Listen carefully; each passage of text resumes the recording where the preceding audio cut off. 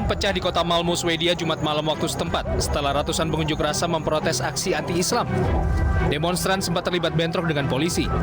Demonstrasi dipicu aksi anti-Islam yang dilakukan kelompok sayap kanan asal Denmark. Kelompok itu membakar sejumlah Al-Quran di area terbuka kota Linköping, pantai timur Swedia, yang mayoritas berpenduduk Muslim. 4 mobil polisi dibakar massa, dan sedikitnya 4 petugas polisi dan 1 orang terluka ketika bentrokan terjadi. Izin melaporkan telah terjadi 65 Jaya 1 Jalan Nopsarani yang terbakar. Kobaran api dengan cepat melahap bangunan ruko 2 lantai di kota Samarinda, Kalimantan Timur. Peristiwa yang terjadi jelang subuh ini dipicu kecelakaan lalu lintas yang menyebabkan percikan api dan menyambar bangunan ruko yang menjual bahan bakar minyak. Ironisnya, kebakaran ini merenggut nyawa 7 orang penghuni yang masih dalam satu keluarga. Sementara seorang bocah berhasil selamat meski kondisinya kritis. Polisi masih mencari sopir mobil yang memicu kecelakaan dan kebakaran maut.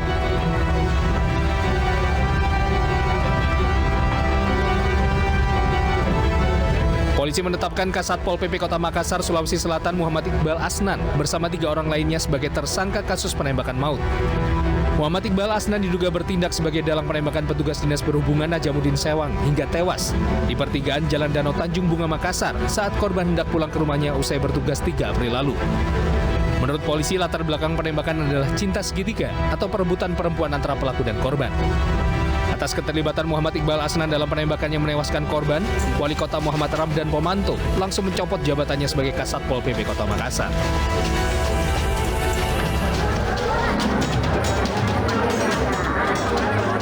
Warga di Sukabumi, Jawa Barat berdesakan di kantor desa untuk mencairkan bantuan langsung tunai minyak goreng sebesar Rp500.000. Ibu-ibu ini rela berdesakan di satu pintu masuk yang disediakan oleh panitia. Tidak adanya nomor urut membuat warga saling berebut karena takut tidak kebagian. Melihat kondisi ini, panitia akhirnya membagi sistem antrean dengan mendahulukan warga yang membawa anak dan juga lansia. Warga menyesalkan tidak adanya pengaturan dan pembagian antrean hingga terjadi penumpukan. Warga bahkan mulai mengantre sejak jam 8 pagi. Ini mau ngambil apa, Bu? Mau ngambil apa? Ambil duit. Duit sama bantuan minyak goreng ya? Iya. Gimana, Bu, kalau ngantri kayak gini gimana, Pra? Pusing. Pusing ya? Jasa. Ini udah berapa jam, Bu, ngantri di sini, Bu? Ada 1 jam lah, Bron. 1 jam, Bu ya? Jam 8 lah. Udah ngaji tadi.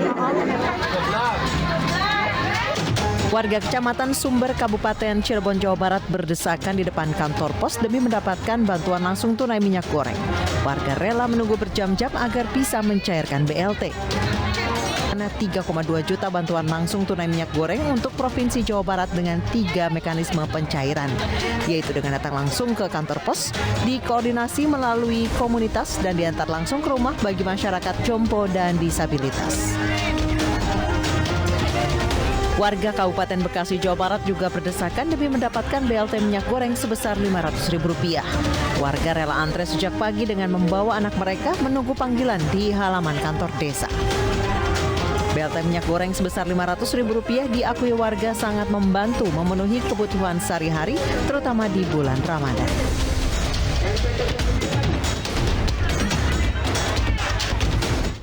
Pemirsa, 2 pekan jelang Hari Raya Idul Fitri, Pasar Tanah Abang, Jakarta ramai dikunjungi pembeli berburu pakaian hingga aksesoris untuk berlebaran. Akibatnya sulit bagi pengunjung untuk menerapkan aturan jaga jarak. Sekitar 2 pekan jelang Lebaran, jumlah pengunjung yang menyerbu Pasar Tanah Abang, Jakarta Pusat meningkat. Jika hari biasa jumlah pengunjung sekitar 18.000 orang dan hari ini diperkirakan mencapai 35.000 pengunjung. Pakaian muslim, pakaian anak, serta aksesoris menjadi buruan utama para pengunjung. Bagi warga yang ingin berbelanja ke Pasar Tanah Abang, diimbau datang sejak pagi untuk menghindari kemacetan dan kepadatan.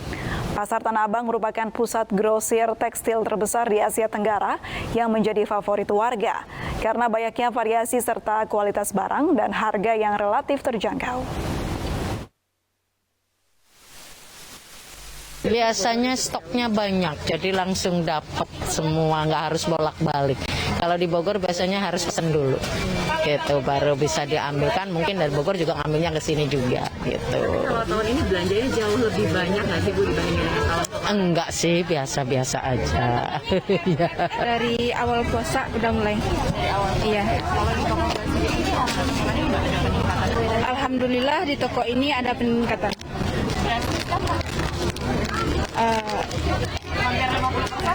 Hampir 50%.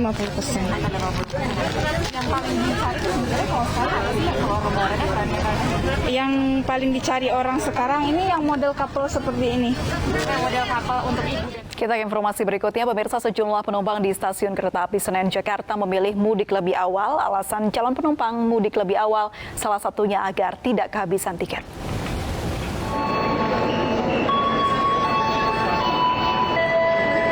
Stasiun Pasar Senen, Jakarta Pusat dipadati calon penumpang yang memilih mudik lebih awal.